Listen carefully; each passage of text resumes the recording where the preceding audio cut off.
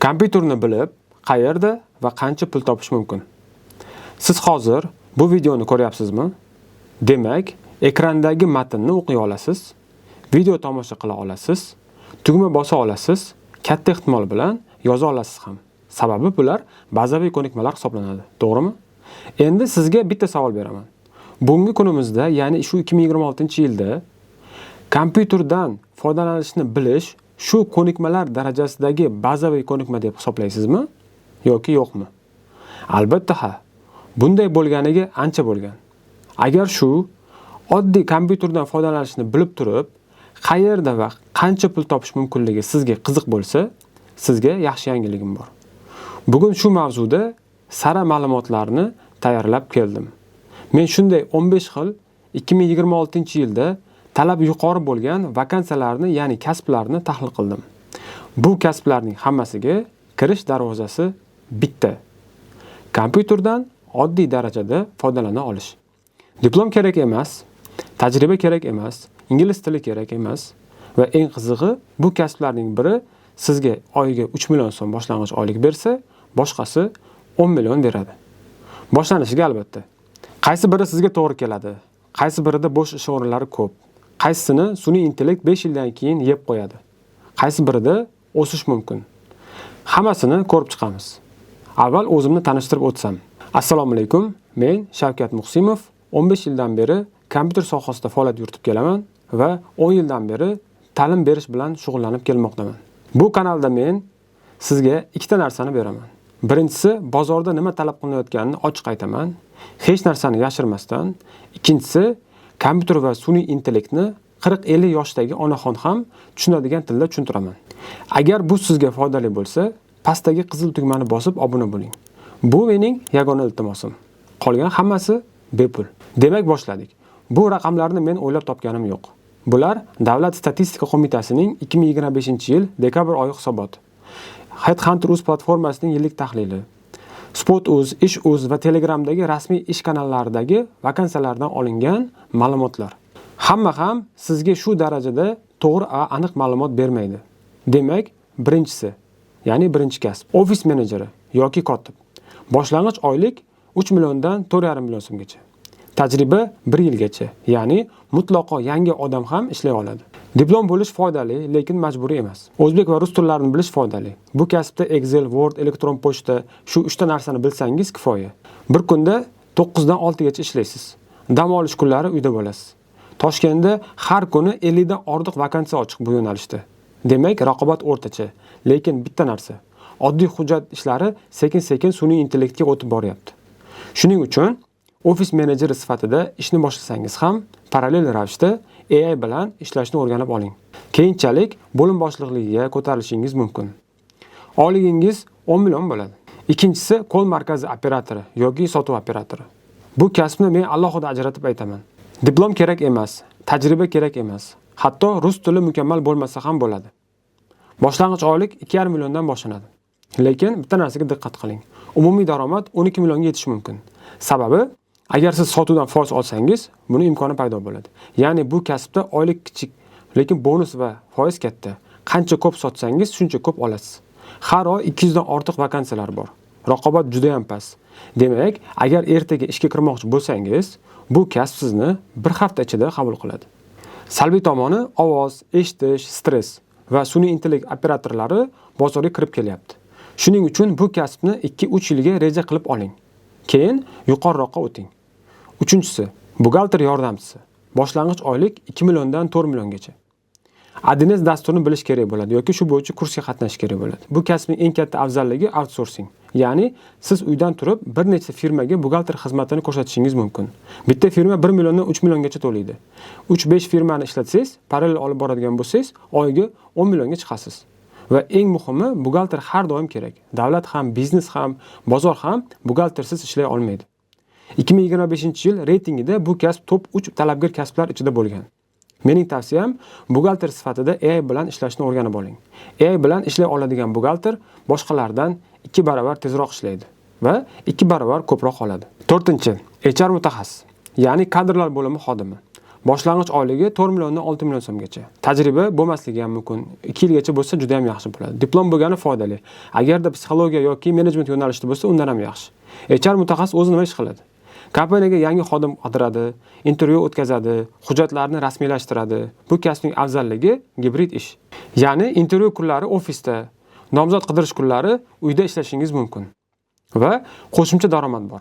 Freelance rekruter sifatida bitta nomzod topib bersangiz, uning 1 oylik maoshining 10-20% ni bonus qilib olasiz.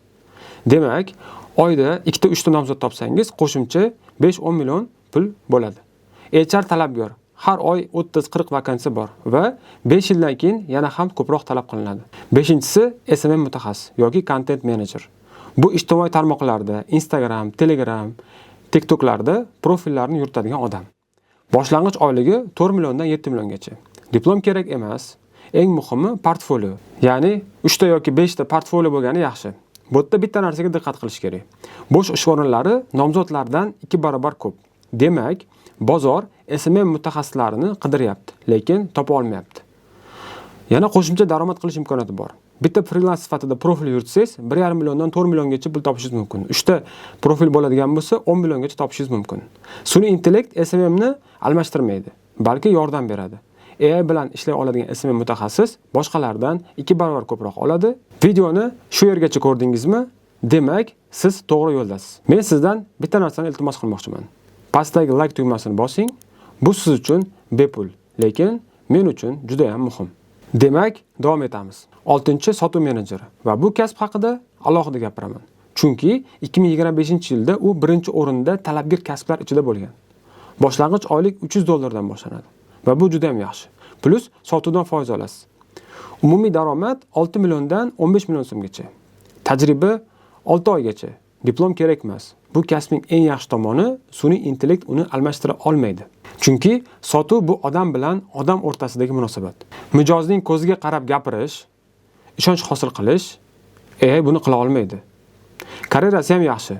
Menejerlikdan sotuv bo'lim boshliqligigacha yoki sotuv direktorligigacha 30 milliongacha chiqarsa bo'ladi. Eshityapsizmi? 30 milliongacha.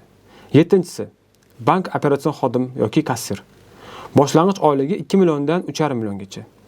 Diplom ko'pincha majburiy. Iqtisodiyot yoki moliya yo'nalishidagi diplom bo'lishi kerak. O'zbek va rus tillarini bilish shart. Bu barqaror kasb. Anor bank, Davr bank, Orient Finans banklarda yoki boshqa banklarda har doim vakansiya bo'ladi. Lekin rost gapni aytaman. Bu kasbga sun'iy intellektning tahdidi juda ham yuqori. Mobil ilovalari va onlayn bank xizmatlari oddiy kassir vazifasini almashtirib boryapti. Shuning uchun mening tavsiyam bank kassiri sifatida kirib, ko'tarilib, filial direktorligigacha chiqish kerak. Direktor bo'lganda oyingiz 20-30 milliongacha chiqadi. 8-si administrator. Mehmonxonada yoki klinikada qabul xodimi. Boshlang'ich oylik 3 million so'mdan boshlanadi. Tajriba kerak emas, diplom kerak emas. O'zbek, rus va ingliz tilini bilish juda ham foydali. Ayniqsa mehmonxonada. Bu kasb haqida bitta muhim narsa bor. Ya'ni har 7 ta vakansiyadan bittasi shu yerda. Salbiy tomoni 12 soatlik smena, tungi ishlar. Ammo karyerasi bor. Administratorlikdan bosh administratorligi, keyin menejerlikka, keyin mehmonxona direktorligiga o'tsa bo'ladi. 9-si marketolog. Boshlang'ich oyligi 5 milliondan 8 million so'mgacha. Tajriba 1 yilgacha yoki kurs sertifikati bo'lsa yetadi. O'zbek, rus va ingliz tillarini bilish shart. Chunki marketing manbalari asosan ingliz tilida. Marketolog o'zi nima qiladi? Reklama, ROI, lead, ya'ni kompaniyaga yangi mijozlar olib keladi. Strategiya tuzadi. Bu kasbning afzalligi 60% uyda o'tirib ishlash mumkin va sun'iy intellekt marketologga yordamchi. Uni almashtiradigan emas. Karyerasi ham yaxshi. Junior marketolog, marketing menejeri, ya'ni marketing direktori bo'lish mumkin. Bu yerda 25 milliongacha oylikka chiqsa bo'ladi va 5 yildan keyin keskin o'sish imkoniyati ham bor. Sun'iy intellekt va ma'lumotlar tahlili yo'nalishida marketologlar eng ko'p talab qilinadi. 10-si grafik dizayner. Boshlang'ich oyligi 5 milliondan 10 million so'mgacha. Diplom kerak emas, faqat portfolio kerak. 5 ta 10 ta bo'lsa juda ham yaxshi. Dizayner bo'lish uchun siz Photoshop, Figma, Canva shu 3 ta dasturlarni bilishingiz kifoya. Va eng yaxshi yangilik 80% uyda o'tirib ishlash mumkin. Bu kasbning qo'shimcha daromadi ham bor. Ya'ni Quark yoki Upwork kabi xalqaro platformalarda freelance sifatida ishlash mumkin. Oylik daromadingiz qo'shimcha 5-20 milliongacha chiqadi. Lekin bitta haqiqatni aytaman. Midjourney va DALL-E kabi sun'iy intellekt vositalari grafik dizaynni almashtiryapti. Shuning uchun oddiy dizayner kamayadi. Brending va kreativ yo'nalishdagi dizaynerlar qoladi. Mening tavsiyam, AI vositalarini o'rganing. Ular bilan ishlang. Ular dushman emas. Ularni do'st qiling. 11-si logistika operatori yoki dispetcherlar. Boshlang'ich oyligi 3 milliondan 5 million so'mgacha. Tajriba 0 dan 1 yilgacha. Bu kasb Yandex, Uzum, Express va boshqa logistika kompaniyalarida kuzatish mumkin. Va bu yerda eng katta raqam har oy 100 dan ortiq vakansiya bor. Raqobat juda ham past. Demak, ishga kirish oson. Salbiy tomoni smenali ish, ba'zan tunda. Lekin agar yosh bo'lsangiz va to'lov muhim bo'lsa, bu sizga to'g'ri keladi. Va karyerasi ham yaxshi. Dispetcherlikdan smena boshliqiga, logistika menejeriga, logistika direktoriga o'tish mumkin. 12-si kompyuter texnik yordamchisi. Boshlang'ich oyligi 4 milliondan 6 milliongacha. Tajriba 1 yil yoki undan kamroq yoki sertifikat bo'lsa ham juda ham yaxshi. Bu kasbda siz odamlarning kompyuterlarini sozlaysiz. Dasturlarni o'rnatasiz, internet va printerlarni ishga tushirasiz. Va eng yaxshi yangilik, IT sohasi O'zbekistonda yiliga 25% ga o'sgan. Bu boshqa hamma sohalardan tezroq. Qo'shimcha daromadi ham bor. Shaxsiy kompyuterlarni sozlash yordamida pul topish mumkin. Bitta buyurtmani 200 mingdan 1 milliongacha olsangiz bo'ladi. Oyiga 5-10 ta buyurtma oladigan bo'lsangiz, qo'shimcha 2-3 million pul bo'ladi. Sun'iy intellekt bu kasbni almashtira olmaydi. Chunki jismoniy ish bu yerda muhim. Kabel ulash, qattiq disk almashtirish, simni topish, karyerasi ham bor. Texnik yordamchilikdan sysadminlikka, DevOpsga yoki IT menejer sifatida ishlash mumkin. 13-si copywriter, ya'ni reklama va kontent yozuvchi.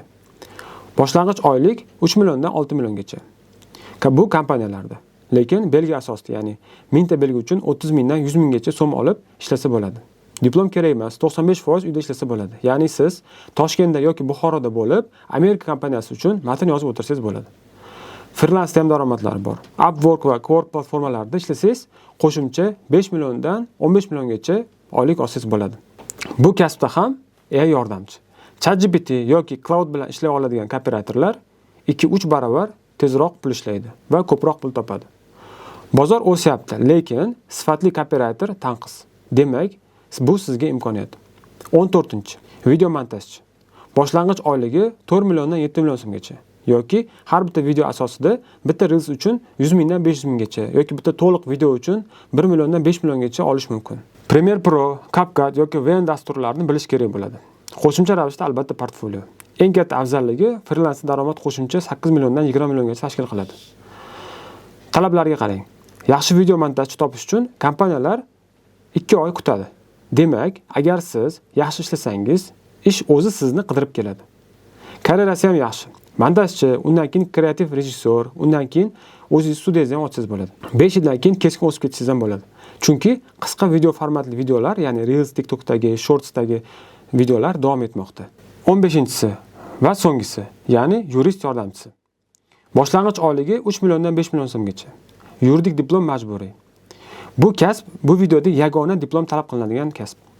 Yordam sifatida ishlab, 1-2 yildan keyin yuristlikka ko'tarilsangiz bo'ladi. Oyligi 8-12 million bo'ladi. Keyin bosh yurist, keyin advokat bo'lib ishlasangiz bo'ladi. 25 milliongacha oylik olsangiz bo'ladi. Va shaxsiy konsultatsiyalar bersangiz bo'ladi. Bitta konsultatsiyani 200 mingdan 1 milliongacha bersangiz bo'ladi. Bir oyda 5-10 ta konsultatsiya bersangiz, qo'shimcha 5 million pul. Raqobat baland. Bitta vakansiyaga 10 dan ortiq nomzod bor. Lekin agar sun'iy intellekt bilan ishlay olsangiz, boshqalardan ajralib turasiz. Chunki oddiy shartnomalarni sun'iy intellekt tezroq tayyorlab beradi. Bu sizni vaqtingizni tejaydi. Demak, hammasini ko'rib chiqdik. Endi men sizga eng muhim 3 ta xulosani aytaman. Birinchi xulosa, 15 ta kasbdan 8 tasi tajribasiz ishga qabul qiladi. Ya'ni siz hozir hech kim bo'lib ishlamasdan turib, kol markaz operatorligiga, administratorlikka, sotuv menejerligiga ishga kirsangiz bo'ladi. Ikkinchi xulosa, 6 ta kasbda uyda ishlash mumkin. Ya'ni SMM marketolog, dizayner, copywriter, video montajchi, buxgalter. Demak, ayollar va qizlar uchun bu juda ham qulay kasblar. Uchinchisi, ya'ni uchinchi xulosa, hech qaysi biri jismoniy og'ir mehnat talab qilmaydi. Hech kim sizdan og'ir yuk ko'tarishni so'ramaydi. Hammasi kompyuter oldida o'tirib ishlash. Va shuni yodda tuting. Eng tez kiriladigan kasb kol markaz operatori. Bir hafta ichida eng yuqori boshlang'ich oylik grafik dizayner 10 million. Eng tez o'sayotgan soha bu IT. AI taxtida eng pasti bu sotuv menejeri va texnik yordamchi. AI tahdidi eng yuqorisi qo'l markaz va bank kassiri. Endi men sizga eng muhim narsani aytaman. Diqqat bilan eshiting. Bu 15 ta kasbning hammasiga bitta umumiy kalb bor. Kompyuter savodxonligi. Excel, Word, internet, elektron pochta va asosiy sun'iy intellekt vositalari. Agar siz hozir men buni o'rgana olmayman, meni yoshim katta, men buni tushuna olmayman deb o'ylasangiz, men sizga bitta narsa aytaman. Bu yolg'on. Bu qo'rquv.